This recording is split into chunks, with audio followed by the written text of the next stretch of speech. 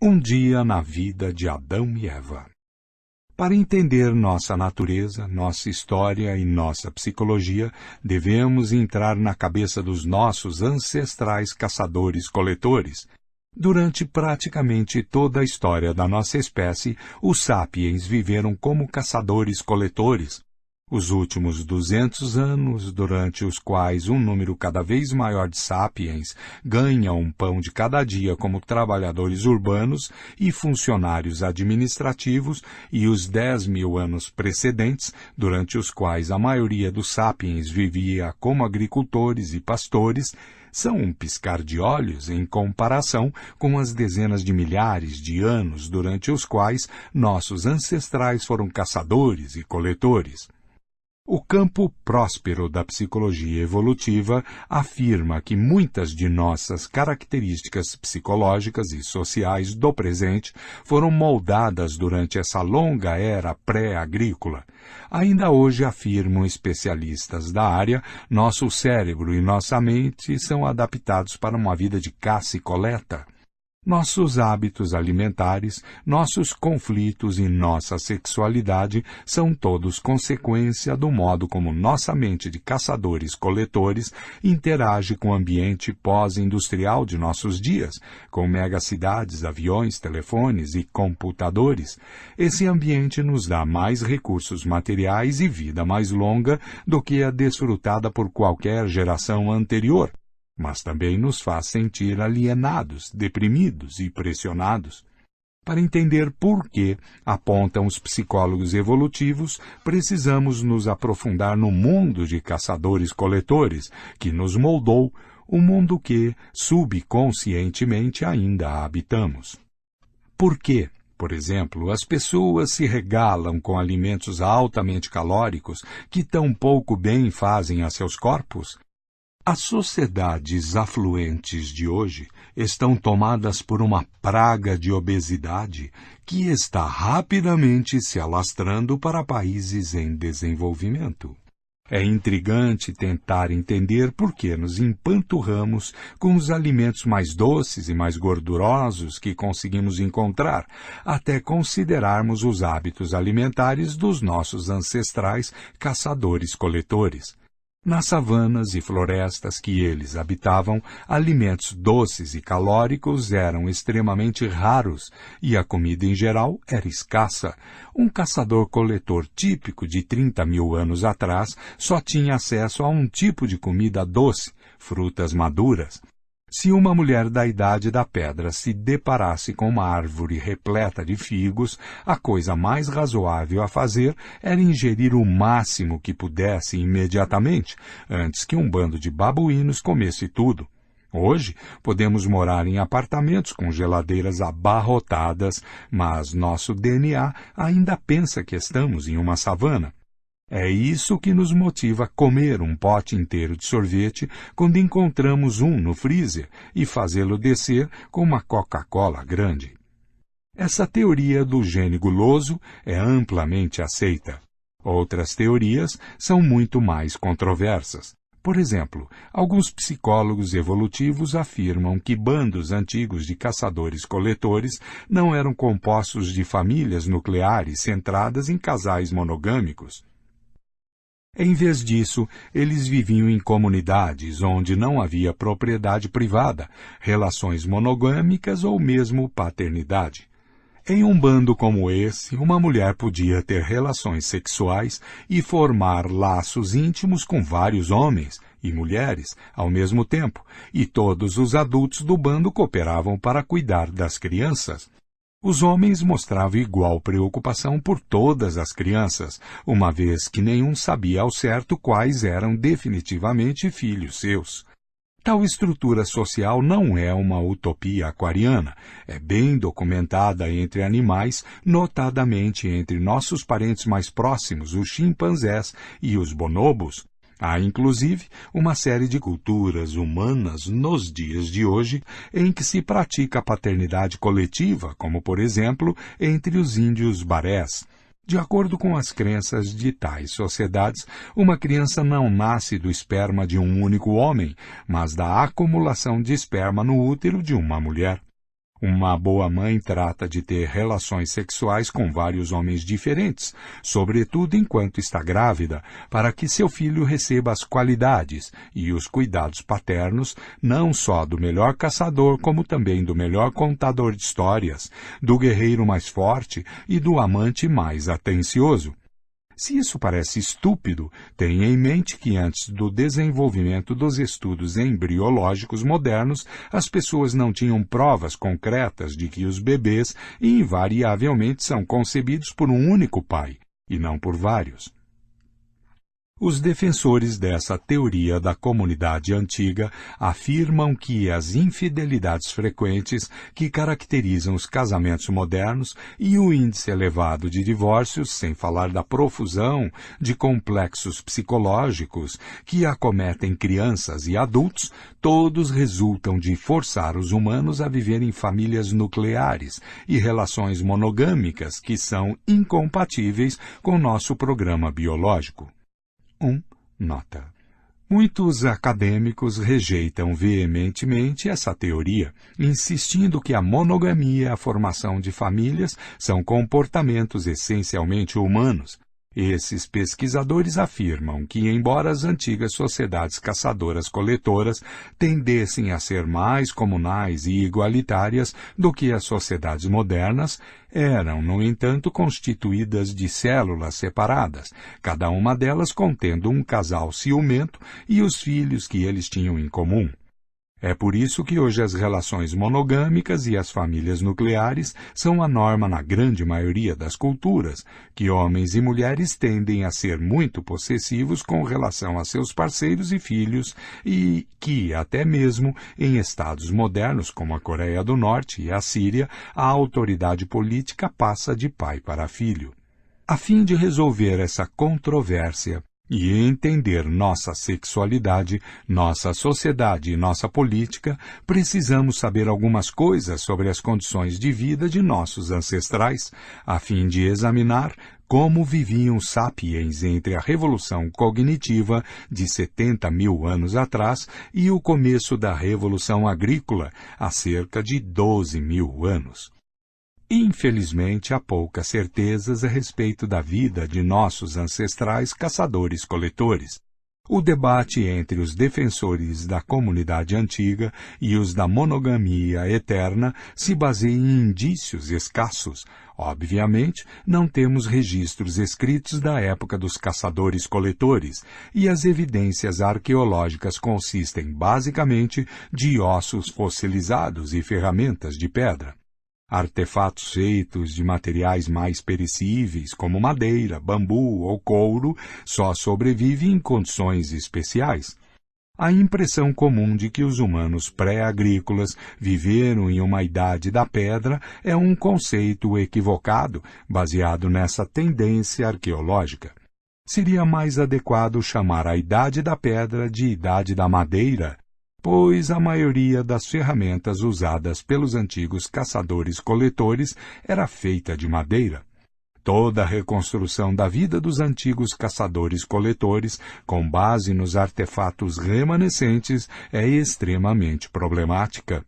Uma das diferenças mais gritantes entre eles e seus descendentes agrícolas e industriais é que, para começar, os caçadores-coletores tinham pouquíssimos artefatos, e estes exerciam um papel comparativamente modesto em suas vidas. Ao longo de suas vidas, um típico membro de uma sociedade moderna afluente possui vários milhões de artefatos, de carros e casas a fraldas descartáveis e caixas de leite. Dificilmente há uma atividade, uma crença ou mesmo uma emoção que não seja mediada por objetos concebidos por nós mesmos. Nossos hábitos alimentares são mediados por uma coleção impressionante de tais itens, de colheres e copos a laboratórios de engenharia genética e navios transoceânicos gigantes. Para brincar, usamos uma série de brinquedos, de cartas de plástico a estádios com 100 mil lugares. Nossas relações românticas e sexuais são equipadas por anéis, camas, roupas bonitas, lingeries sensuais, camisinhas, restaurantes da moda, motéis baratos, salas de espera de aeroporto, salões de festa e empresas de catering.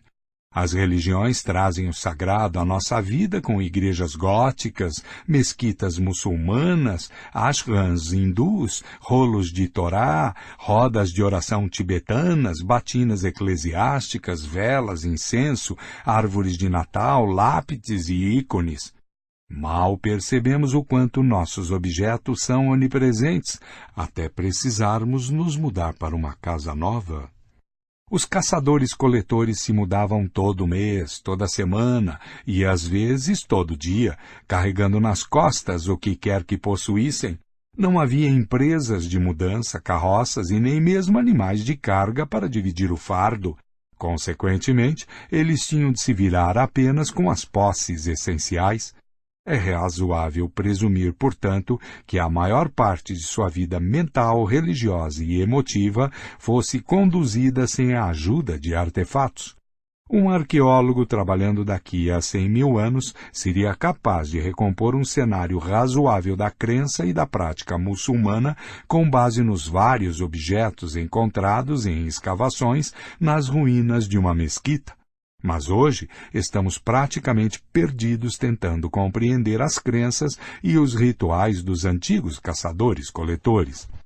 É, em grande medida, o mesmo dilema que um futuro historiador enfrentaria se tivesse de retratar o mundo social dos adolescentes do século XXI, unicamente com base no que sobrevivesse das cartas trocadas entre eles, já que não restariam registros de conversas telefônicas, e-mails, blogs e mensagens de texto. A dependência dos artefatos, portanto, resulta em um relato tendencioso da vida dos antigos caçadores-coletores. Uma maneira de remediar isso é observar as sociedades caçadoras-coletoras modernas. Estas podem ser estudadas diretamente por meio de observação antropológica. Mas há boas razões para ser cauteloso ao fazer inferências a partir das sociedades caçadoras-coletoras modernas sobre as antigas. Em primeiro lugar, todas as sociedades caçadoras-coletoras que sobreviveram até nossos dias foram influenciadas por sociedades agrícolas e industriais adjacentes. Portanto, é arriscado presumir que o que é verdade sobre elas também foi verdade há dezenas de milhares de anos. Em segundo lugar, as sociedades caçadoras-coletoras modernas sobreviveram principalmente em áreas com condições climáticas difíceis e terreno inóspito, inadequado para a agricultura. As sociedades que se adaptaram às condições extremas de lugares como o deserto de Kalahari, no sul da África, podem muito bem fornecer um modelo um tanto enganoso para entender sociedades antigas em áreas férteis, como o vale do rio Yangtze. Em particular, a densidade populacional em uma área como o deserto de Kalahari é muito mais baixa do que foi na região do antigo Yangtze. E isso tem implicações profundas para questões essenciais sobre o tamanho e a estrutura dos bandos humanos e a relação entre eles. Em terceiro lugar, a característica mais notável das sociedades caçadoras-coletoras é o quanto elas são diferentes umas das outras. Diferem não só de uma parte do mundo à outra, como inclusive na mesma região. Um bom exemplo é a enorme variedade que os primeiros colonizadores europeus encontraram entre os povos aborígenes da Austrália. Logo antes da conquista britânica, entre 300.000 e 700.000 caçadores-coletores viviam no continente distribuídos em 200 a 600 tribos, cada uma dividida em vários bandos. 2. Nota. Cada tribo tinha seu próprio idioma, religião, normas e costumes. Perto do que hoje é Adelaide, no sul da Austrália, viviam vários clãs patrilineares, que se baseavam na descendência por parte de pai. Esses clãs se uniam em tribos por razões estritamente territoriais. Por sua vez, algumas tribos no norte da Austrália davam mais importância à ancestralidade materna de uma pessoa, e sua identidade tribal não se baseava em território, e sim em seu totem. É razoável pensar que a variedade étnica e cultural entre os antigos caçadores-coletores fosse igualmente impressionante e que os 5 a 8 milhões de caçadores-coletores que povoaram o mundo à véspera da Revolução Agrícola se dividissem em milhares de tribos com milhares de idiomas e culturas diferentes. 3. Nota. Esse, afinal, foi um dos principais legados da Revolução Cognitiva.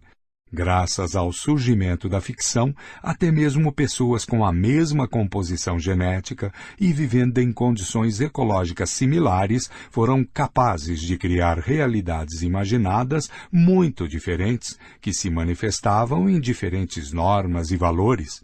Por exemplo, temos todas as razões para acreditar que um bando de caçadores-coletores que viveram há 20 mil anos na região da atual Lisboa teria falado uma língua diferente daquele que viveu onde hoje se situa a cidade do Porto. Um bando pode ter sido beligerante e o outro pacífico. Talvez o bando de Lisboa fosse comunal e o do Porto se baseasse em famílias nucleares. O povo de Lisboa talvez passasse horas esculpindo estátuas de madeira de seus espíritos guardiães, ao passo que seus contemporâneos do Porto mostravam sua devoção por meio da dança. Os primeiros talvez acreditassem em reencarnação, enquanto os últimos consideravam isso absurdo. Em uma sociedade, relações homossexuais podem ter sido aceitas, ao passo que na outra eram um tabu. Em outras palavras, embora as observações antropológicas dos caçadores-coletores modernos possam nos ajudar a entender algumas das possibilidades disponíveis para os caçadores-coletores antigos, o horizonte de possibilidades daquela época era muito mais amplo e, em sua maior parte, é desconhecido para nós. Nota. Os debates acalorados sobre o estilo de vida natural do Homo sapiens perdem de vista a questão principal. Desde a Revolução Cognitiva, não existe um único estilo de vida natural para os sapiens. Há apenas escolhas culturais dentro de um conjunto assombroso de possibilidades.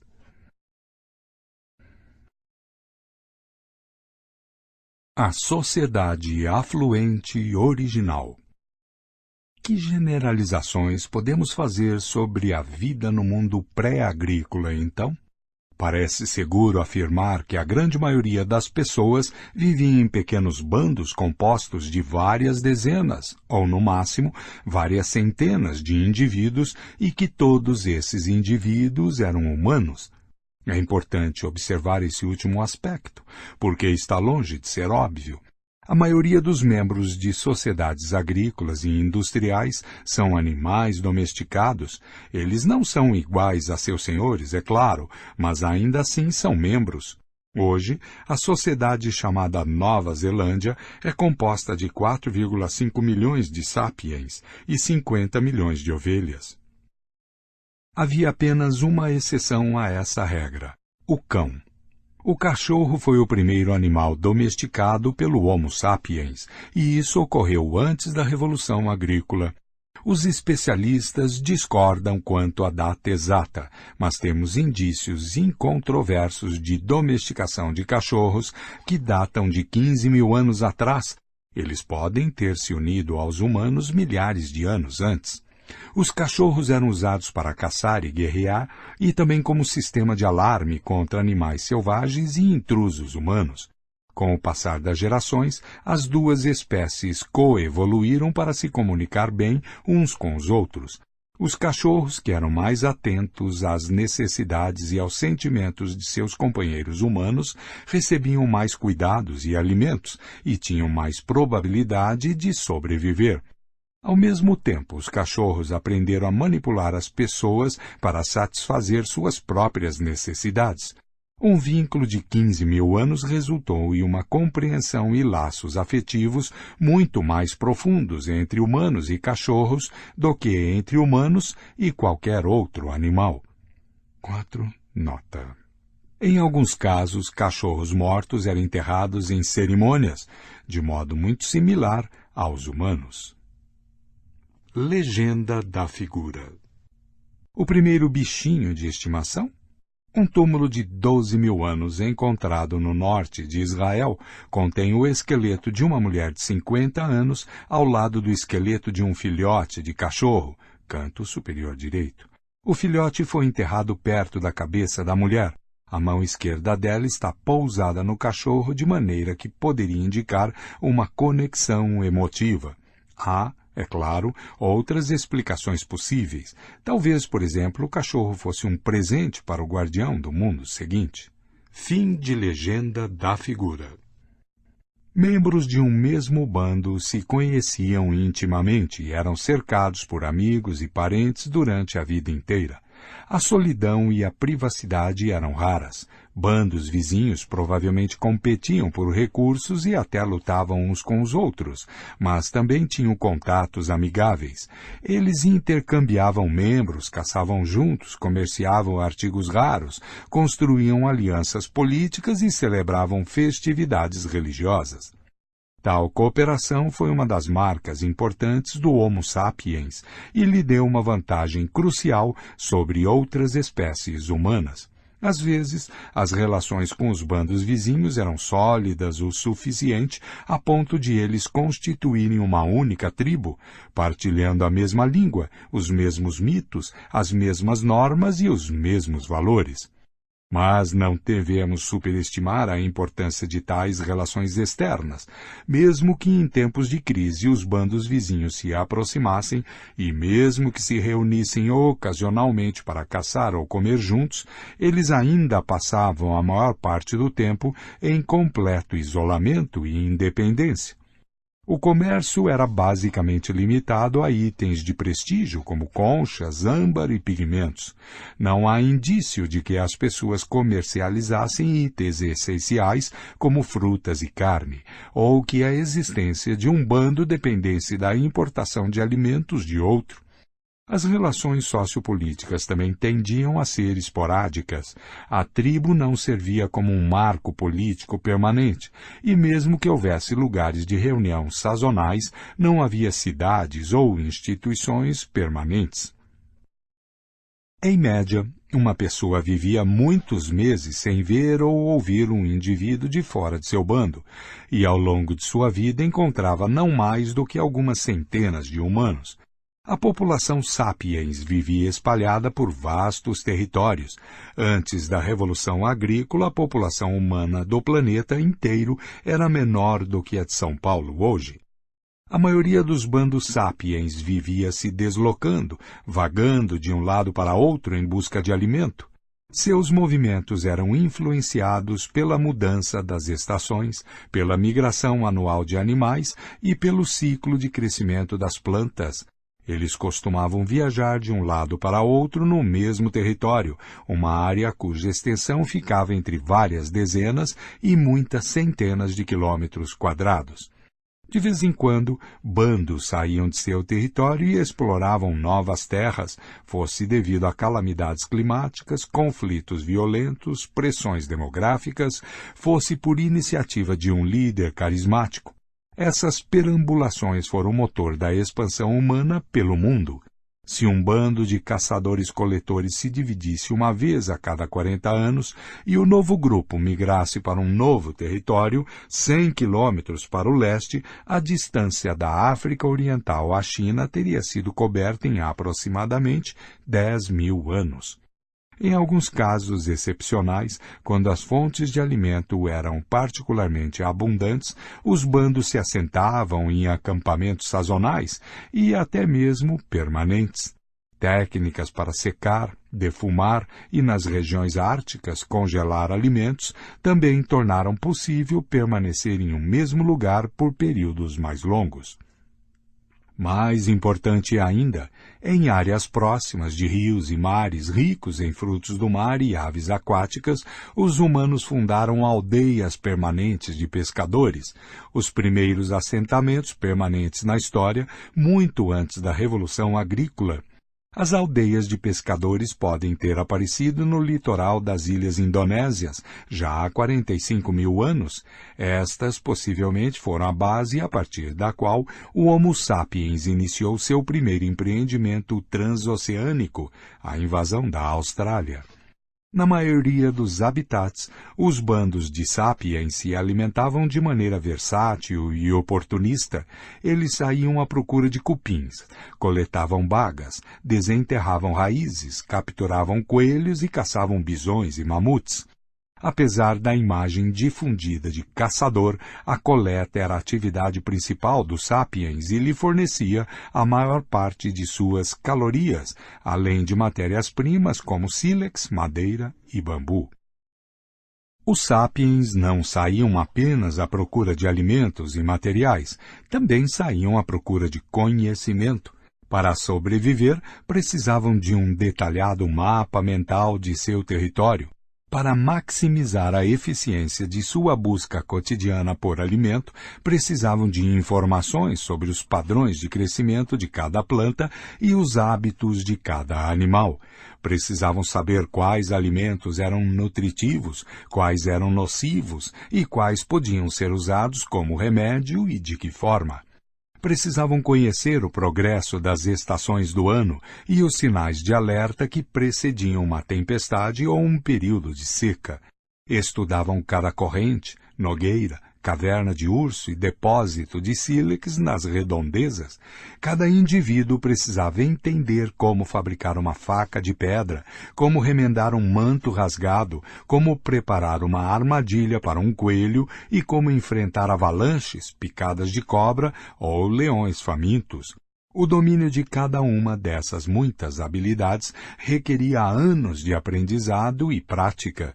Em média, um antigo caçador-coletor era capaz de transformar um pedaço de sílex em uma ponta de lança em minutos. Quando tentamos imitar essa proeza, em geral fracassamos terrivelmente.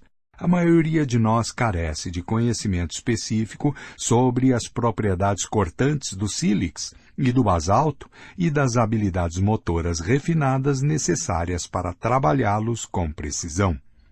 Em outras palavras, o caçador-coletor médio tinha conhecimentos mais abrangentes, mais profundos e mais variados do seu meio imediato do que a maioria de seus descendentes modernos. Hoje, a maioria das pessoas nas sociedades industriais não precisa saber muito para sobreviver. O que você realmente precisa saber sobre o mundo natural para sobreviver como engenheiro de sistemas, agente de seguros, professor de história ou operário? Você precisa saber muito sobre sua diminuta área de especialização. Mas, para a grande maioria das necessidades da vida, você se apoia cegamente em outros especialistas, cujo conhecimento também é limitado a uma área de especialização minúscula. A coletividade humana conhece hoje muito mais do que os bandos antigos, mas no nível individual, os antigos caçadores-coletores foram o povo mais conhecedor e habilidoso da história. Há alguns indícios de que o tamanho médio do cérebro de um sapiens efetivamente diminuiu desde a era dos caçadores-coletores. 5. Nota. A sobrevivência naquela época requeria de cada indivíduo habilidades mentais sofisticadas. Quando a agricultura e a indústria surgiram, as pessoas puderam contar cada vez mais com as habilidades de outros para sobreviver, e se abriram novos nichos para ignorantes. Um indivíduo podia sobreviver e transmitir seus genes obtusos para a geração seguinte, trabalhando como carregador ou como operário em uma linha de montagem. Os caçadores-coletores dominaram não só o mundo dos animais, plantas e objetos à sua volta, como também o mundo interno de seu próprio corpo e sensações. Eles ouviam o menor movimento na grama para saber se havia uma cobra à espreita. Observavam cuidadosamente a folhagem das árvores para descobrir frutas, colmeias e ninhos de pássaros. Moviam-se com um mínimo de esforço e ruído e sabiam como sentar, caminhar e correr da maneira mais ágil e eficiente. O uso constante e variado do corpo os tornava tão aptos quanto maratonistas. Eles tinham um nível de destreza física que as pessoas hoje são incapazes de alcançar, mesmo após anos de prática de yoga ou de tai chi.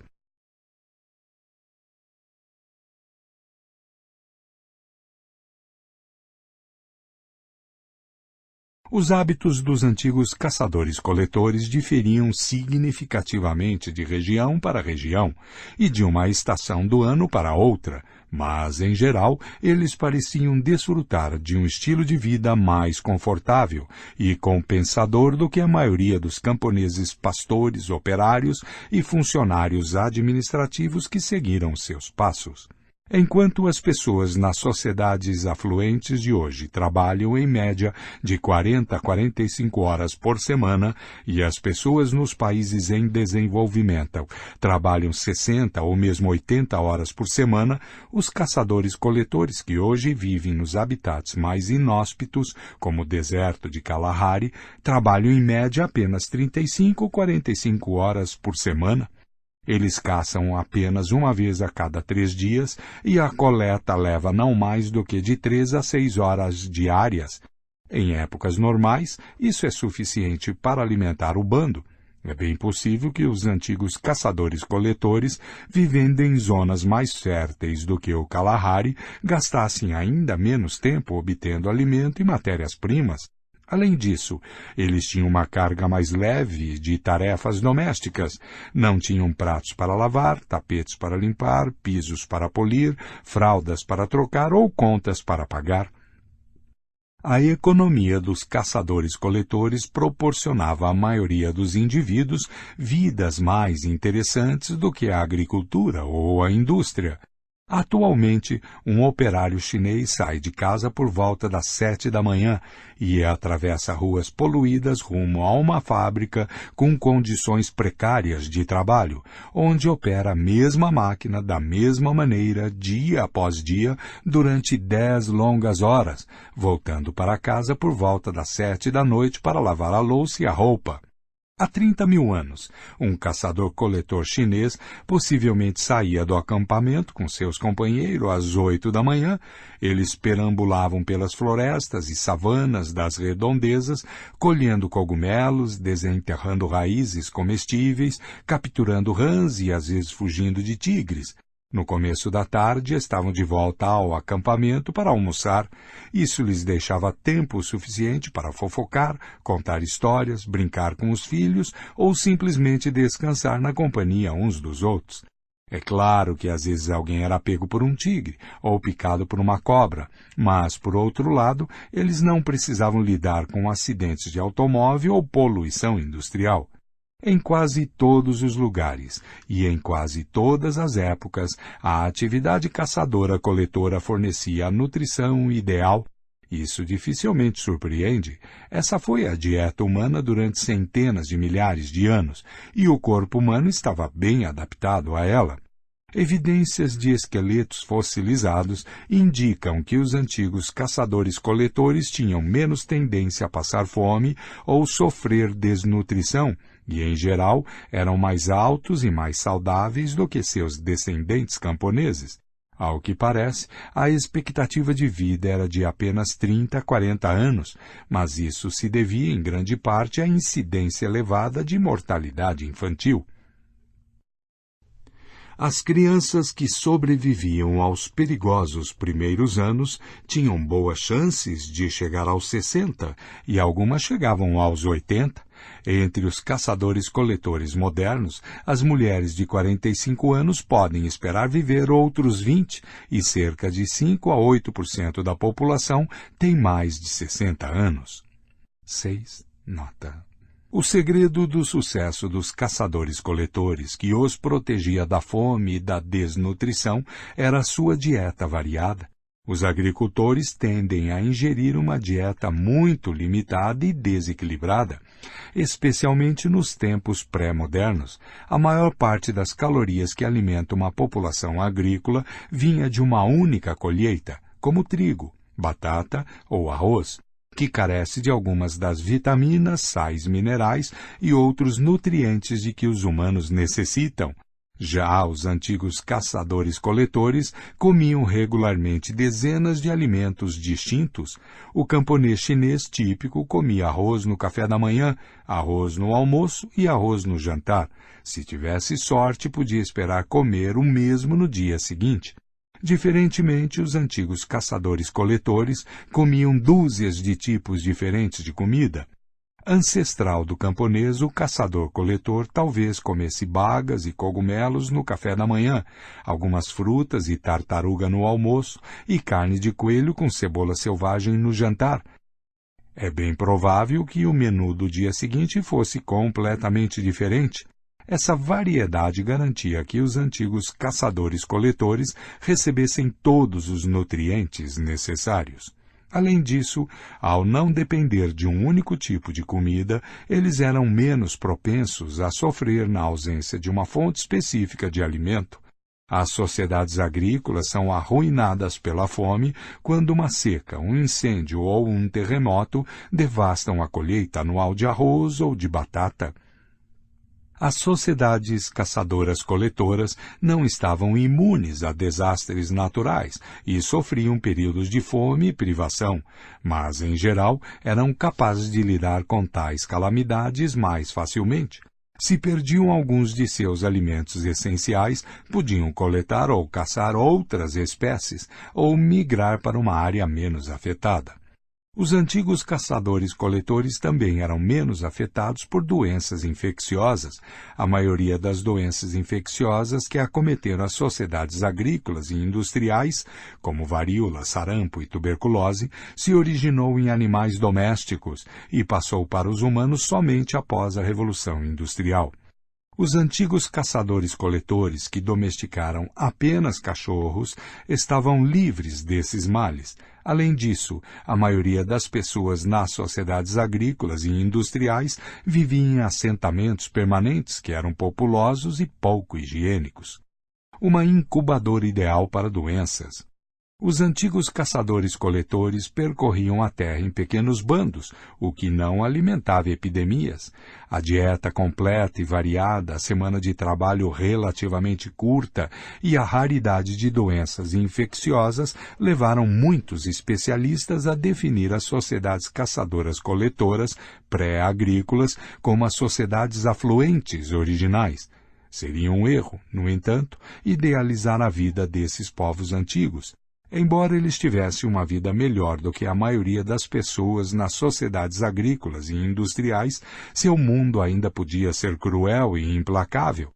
Períodos de dificuldade e privação não eram raros. A mortalidade infantil era alta e um acidente que hoje seria pouco significativo podia facilmente se tornar uma sentença de morte. A maioria das pessoas provavelmente desfrutava da intimidade do bando, mas os desafortunados que eram alvo de hostilidade ou de zombaria dos colegas de bando, de certo padeciam terrivelmente. Os caçadores-coletores modernos ocasionalmente abandonam e até matam pessoas idosas ou deficientes que não conseguem acompanhar o bando. Bebês e crianças indesejados podem ser assassinados, e há inclusive casos de religiosidade inspirados em sacrifício humano. Os axés, caçadores-coletores que viveram nas selvas do Paraguai até os anos 1960, dão uma ideia do lado negro do sistema de caça e coleta. Quando um membro valorizado do bando morria, os axés costumavam matar uma garotinha e enterrar os dois juntos. Os antropólogos que entrevistaram os axés registraram um caso em que um bando abandonou um homem de meia-idade que adoeceu e não conseguia acompanhar os demais. Ele foi deixado sob uma árvore. Abutres se empoleiraram sobre ela à espera de uma refeição substanciosa, mas o homem se recuperou e, caminhando depressa, conseguiu se juntar ao grupo novamente. Seu corpo estava coberto de fezes de pássaros e por isso ele foi apelidado de excremento de abutre. Quando uma mulher axé idosa se tornava um fardo para o resto do bando, um dos homens mais jovens se esgueirava atrás dela e a matava com um golpe de machado na cabeça. Um homem axé contou aos antropólogos histórias sobre seus primeiros anos na selva.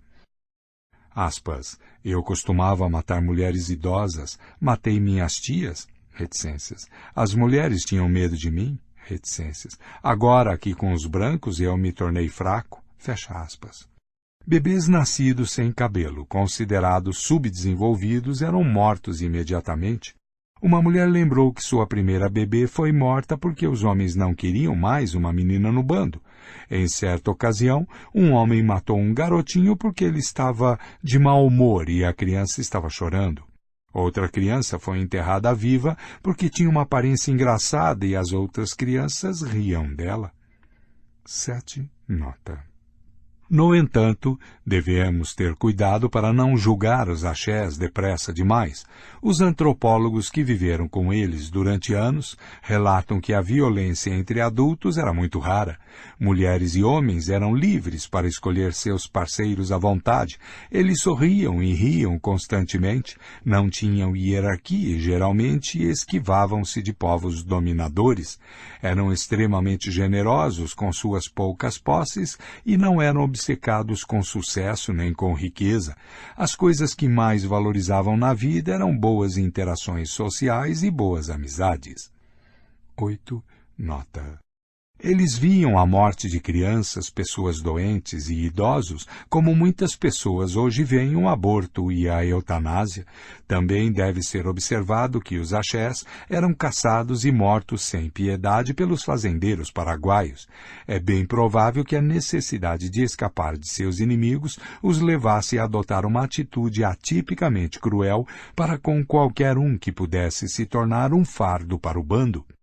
A verdade é que a sociedade axé, como toda a sociedade humana, era muito complexa.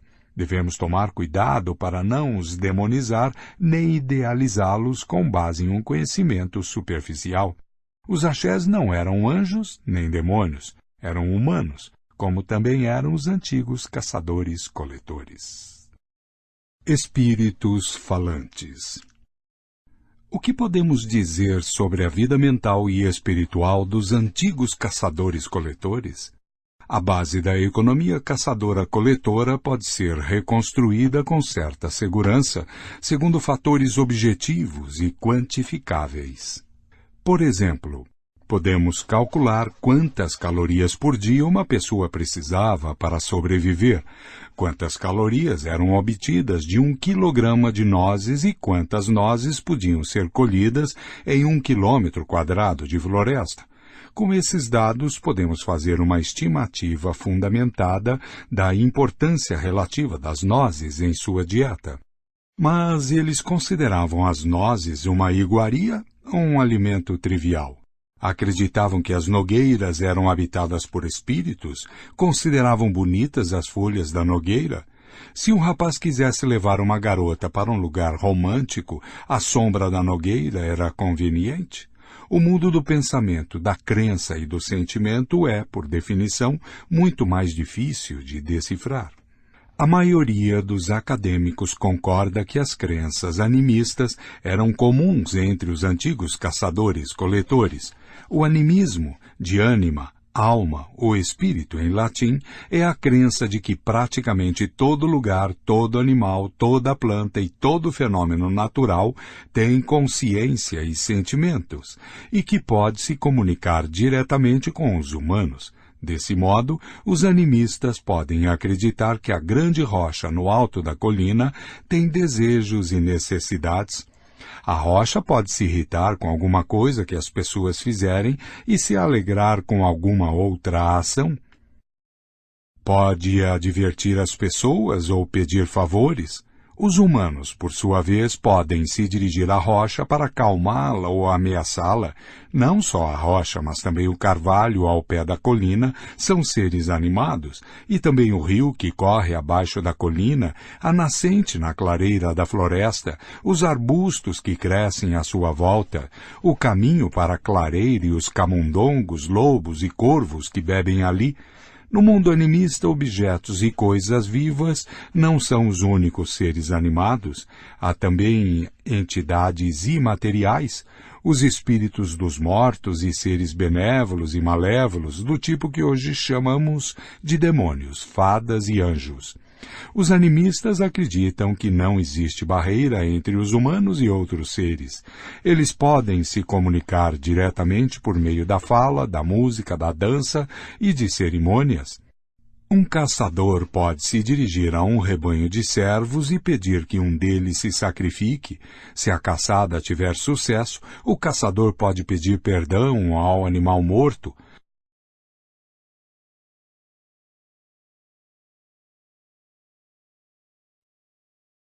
Quando alguém fica doente, um xamã pode contatar o espírito que causou a doença e tentar pacificá-lo ou afugentá-lo. Se necessário, o xamã pode pedir a ajuda de outros espíritos.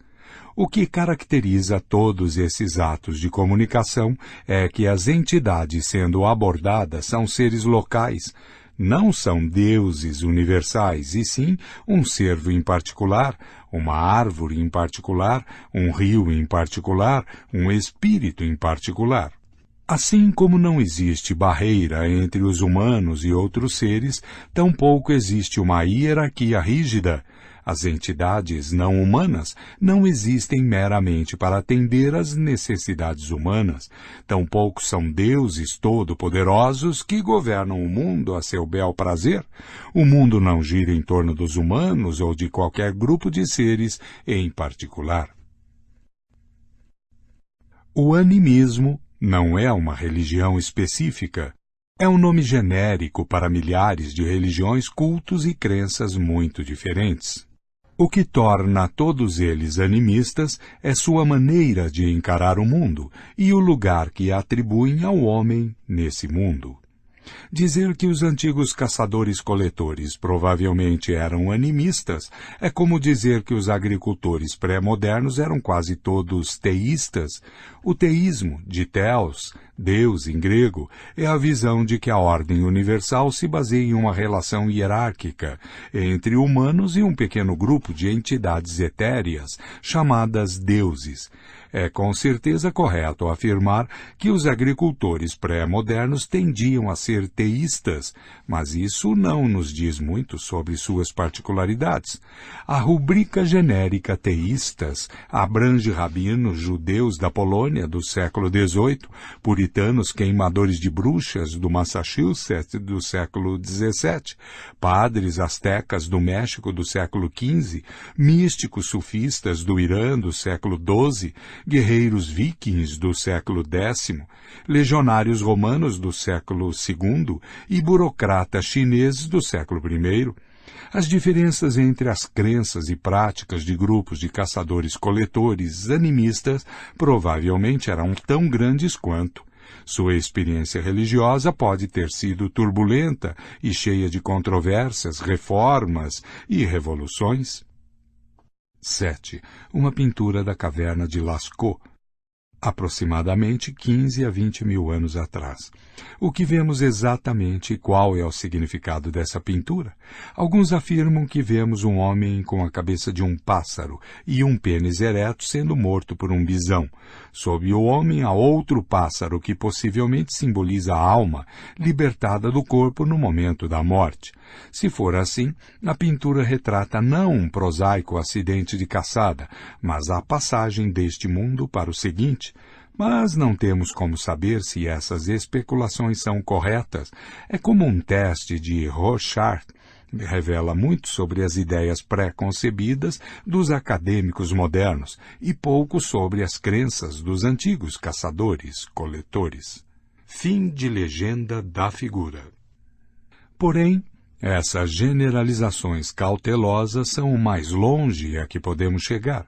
Qualquer tentativa de descrever as especificidades da espiritualidade arcaica é mera especulação, já que quase não existem indícios para nos guiar e os poucos indícios que temos, um punhado de artefatos e pinturas em cavernas, podem ser interpretados de muitíssimas formas. As teorias dos acadêmicos que afirmam saber o que os caçadores-coletores sentiam dizem muito mais sobre os preconceitos de seus autores do que sobre as religiões da Idade da Pedra.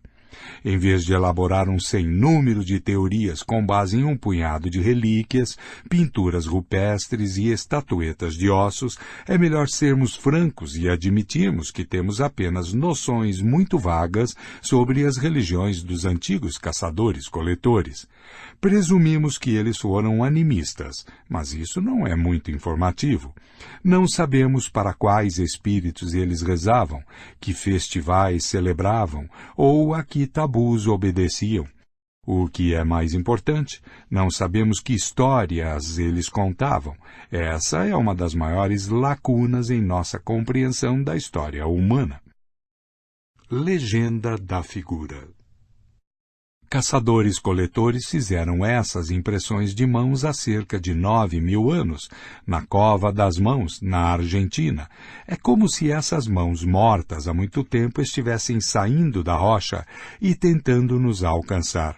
É uma das relíquias mais tocantes do mundo dos antigos caçadores-coletores, mas ninguém sabe o que significa. Fim de Legenda da figura. O mundo sociopolítico dos caçadores-coletores é outra área sobre a qual não sabemos quase nada. Conforme explicado anteriormente, os acadêmicos não conseguem sequer chegar a um acordo quanto ao básico, como a existência de propriedade privada, famílias nucleares e relações monogâmicas. É provável que bandos diferentes tivessem estruturas diferentes. Alguns podem ter sido tão hierarquizados, tensos e violentos como os mais virulento bando de chimpanzés, ao passo que outros podem ter sido tão tranquilos, pacíficos e lascivos quanto um bando de bonobos. Em Sungir, na Rússia, arqueólogos descobriram em 1955 um cemitério de 30.000 anos pertencente a uma cultura de caçadores de mamutes. Em um túmulo, encontraram o esqueleto de um homem de 50 anos, coberto com colares de contas de marfim de mamute, contendo cerca de 3.000 contas no total. Na cabeça do homem morto havia um chapéu decorado com dentes de raposa e nos punhos 25 braceletes de marfim. Outros túmulos no mesmo cemitério continham muito menos objetos. Os acadêmicos deduziram que os caçadores de mamutes de Sungir viviam em uma sociedade hierárquica e que o homem morto talvez fosse o líder de um bando ou de uma tribo inteira, compreendendo vários bandos. É improvável que algumas dezenas de membros de um único bando pudessem ter produzido tantos objetos funerários. Os arqueólogos, então, descobriram um túmulo ainda mais interessante. Continha 2 esqueletos enterrados lado a lado.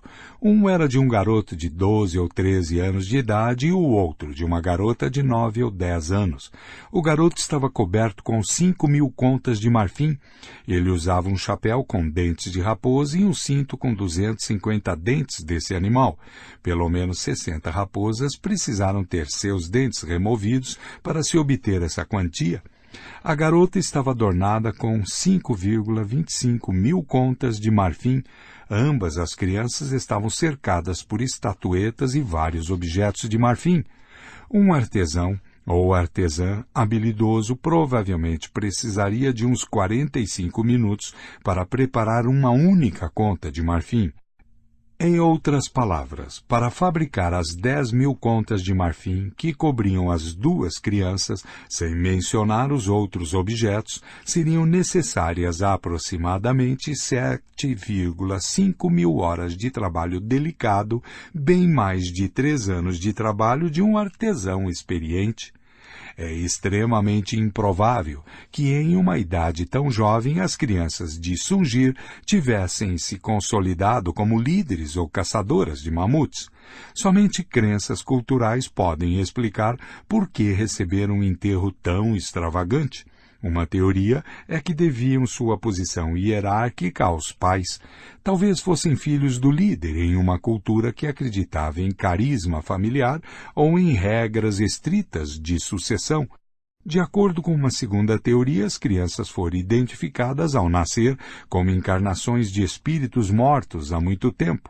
Uma terceira teoria afirma que o enterro das crianças reflete o modo como morreram e não seu status em vida. Foram sacrificadas em um ritual, talvez como parte dos ritos funerários do líder, e então enterradas com pompa e circunstância. 9. Nota. Qualquer que seja a resposta correta, as crianças de Sungir estão entre as evidências mais sólidas de que há 30 mil anos os sapiens eram capazes de inventar códigos sociopolíticos que iam muito além dos ditames do nosso DNA e dos padrões de comportamento de outras espécies de humanos e de animais. Paz ou guerra? Finalmente, há a questão delicada do papel da guerra nas sociedades de caçadores-coletores.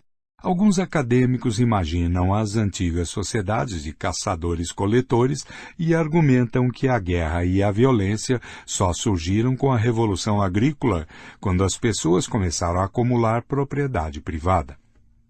Outros estudiosos sustentam que o mundo dos antigos caçadores-coletores era excepcionalmente cruel e violento. Ambas as escolas de pensamento são castelos no ar, conectados à terra pelo fio tênue de restos arqueológicos escassos e observações antropológicas dos caçadores-coletores de nossos dias. As evidências arqueológicas são intrigantes, mas muito problemáticas. Os caçadores-coletores de hoje vivem principalmente em áreas isoladas e inóspitas, como o Ártico ou o Kalahari, onde a densidade populacional é muito baixa e as oportunidades de lutar com outras pessoas são limitadas. Além disso, nas gerações recentes, os caçadores-coletores têm sido cada vez mais submetidos à autoridade dos Estados modernos, que evitam a eclosão de conflitos em grande escala. Estudiosos europeus tiveram apenas 2 oportunidades de observar populações grandes e relativamente densas de caçadores-coletores independentes, no noroeste da América do Norte no século XIX e no norte da Austrália durante o século XIX e no início do século XX. Tanto as culturas ameríndias quanto as aborígenes australianas testemunharam frequentes conflitos armados. É discutível, porém, se isso representa uma condição atemporal ou o impacto do imperialismo europeu. As descobertas arqueológicas são escassas e opacas. Que pistas reveladoras poderiam restar de qualquer guerra acontecida há dezenas de milhares de anos? Não havia muros nem fortificações na época, nem bombas de artilharia ou mesmo espadas e escudos. Uma ponta de lança antiga pode ter sido usada na guerra, mas também pode ter sido usada para caçar. Ossos humanos fossilizados são igualmente difíceis de interpretar. Uma fratura poderia indicar uma ferida de guerra ou um acidente. A ausência de fraturas e cortes em um esqueleto antigo tampouco é prova conclusiva de que a pessoa a quem o esqueleto pertenceu não sofreu uma morte violenta. A morte pode ter sido causada por trauma em tecidos moles, que não deixa marcas nos ossos. O que é ainda mais importante, durante as guerras pré-industriais, mais de 90% das mortes ocorriam por fome, frio e doença, e não por armas. Imagine que há 30 mil anos uma tribo derrotou a tribo vizinha e a expulsou dos cobiçados terrenos propícios para caça e coleta. Na batalha decisiva, 10 membros da tribo derrotada foram mortos. No ano seguinte, outra centena de membros da tribo perdedora morreu de fome, frio e doença. Os arqueólogos que se deparassem com esses 110 esqueletos poderiam concluir facilmente que a maioria foi vítima de algum desastre natural. Como poderíamos afirmar que todos eles foram vítimas de uma guerra impiedosa? Devidamente alertados, podemos agora nos voltar para as descobertas arqueológicas. Em Portugal, realizou-se um levantamento de 400 esqueletos do período imediatamente anterior à Revolução Agrícola. Apenas 2 esqueletos apresentaram marcas nítidas de violência. Um levantamento similar de 400 esqueletos do mesmo período em Israel revelou uma única fratura em um único crânio que poderia ser atribuída à violência humana. Um terceiro levantamento de 400 esqueletos de vários sítios pré-agrícolas no Vale do Danúbio encontrou indícios de violência em 18 esqueletos. 18 em 400 pode não parecer muito, mas na verdade é um percentual muito alto. Se todos os 18 realmente foram mortos de forma violenta, significa que cerca de 4,5% das mortes no antigo Vale do Danúbio foram causadas por violência humana. Hoje, a média global é de apenas 1,5%, considerando guerras e crimes. Durante o século XX, apenas 5% das mortes humanas resultaram de violência humana. E isso em um século que viu as guerras mais sangrentas e os maiores genocídios da história.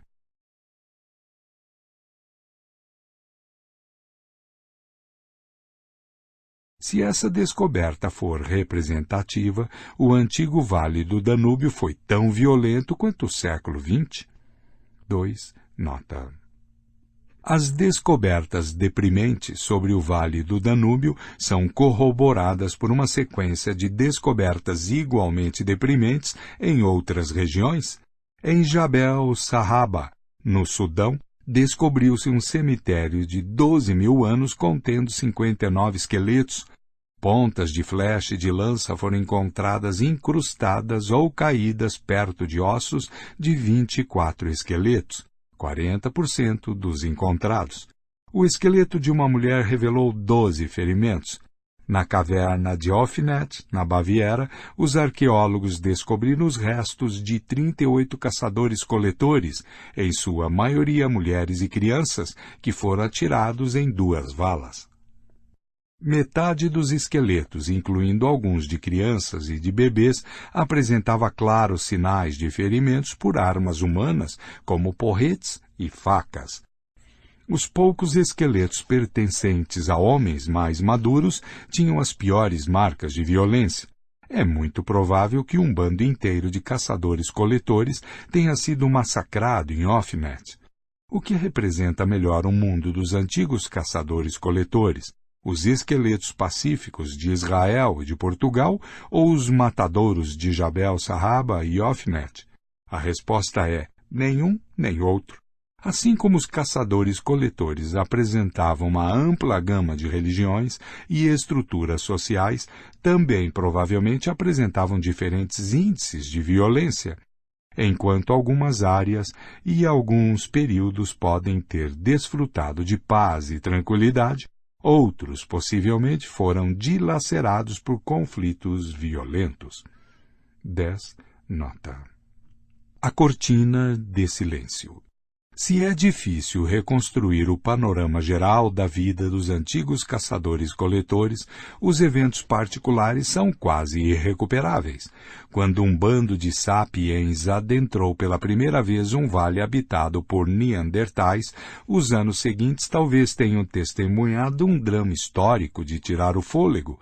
Infelizmente, nada teria sobrevivido de tal encontro, exceto, quando muito, uns poucos ossos fossilizados e um punhado de ferramentas de pedra que permanecem mudos diante das mais intensas investigações acadêmicas. Podemos extrair deles informações sobre anatomia humana, tecnologia humana, dieta humana e talvez até mesmo estrutura social humana. Mas eles não revelam nada sobre a aliança política formada entre bandos de sapiens vizinhos, sobre os espíritos dos mortos que abençoavam essa aliança ou sobre as contas de marfim secretamente ofertadas ao curandeiro local a fim de garantir a bênção dos espíritos. Essa cortina de silêncio encobre dezenas de milhares de anos de história. Esses longos milênios podem muito bem ter testemunhado guerras e revoluções, movimentos religiosos arrebatadores, teorias filosóficas elaboradas, obras artísticas incomparáveis. Os caçadores-coletores podem ter tido seus Napoleões governando impérios da metade do tamanho de Luxemburgo, Beethovens dotados, carentes de orquestras sinfônicas, mas capazes de levar as pessoas às lágrimas com o som de suas flautas de bambu, e profetas carismáticos que revelavam as palavras de um carvalho da região em vez das de um Deus criador universal. Mas isso tudo não passa de conjectura. A cortina de silêncio é tão espessa que não podemos nem mesmo ter certeza de que tais coisas ocorreram. Que dirá descrevê-las em detalhe. Os acadêmicos tendem a fazer apenas as perguntas que podem esperar responder de modo razoável, a não ser que um dia tenhamos acesso a novas ferramentas de pesquisa. Provavelmente, nunca saberemos em que acreditavam os antigos caçadores-coletores ou que dramas viveram. Mas é vital fazer perguntas para as quais não há respostas. Do contrário, poderíamos ser tentados a descartar 60.000 dos 70.000 anos de história humana, com a desculpa de que as pessoas que viveram naquela época não fizeram nada de importante. A verdade é que fizeram muitas coisas importantes. Especificamente, moldaram o mundo à nossa volta de forma mais profunda do que a maior parte das pessoas se dá conta. Os peregrinos que visitam a tundra siberiana, os desertos da Austrália Central e a floresta tropical amazônica acreditam que adentraram paisagens inexploradas, praticamente intocadas por mãos humanas. Mas isso é uma ilusão. Os antigos caçadores-coletores estiveram lá antes de nós e provocaram mudanças drásticas, mesmo nas florestas mais densas e nos desertos mais desolados. O próximo capítulo explica como os antigos caçadores-coletores remodelaram completamente a ecologia do nosso planeta muito antes de a primeira aldeia agrícola ser construída. Os bandos errantes de sapiens contadores de histórias foram a força mais importante e mais destrutiva que o reino animal já produziu. Nota. Um horizonte de possibilidades significa todo o espectro de crenças, práticas e experiências que se apresentam diante de determinada sociedade, considerando suas limitações ecológicas, tecnológicas e culturais. Cada sociedade e cada indivíduo normalmente explora apenas uma pequena fração de seu horizonte de possibilidades. 2. Pode-se argumentar que, de certo, nem todos os 18 caçadores-coletores do Vale do Danúbio realmente morreram da violência cujas marcas podem ser observadas em seus restos. Alguns podem ter sido meramente feridos. No entanto, isso provavelmente é contrabalançado por mortes decorrentes de traumas em tecidos moles e das privações invisíveis que acompanham a guerra.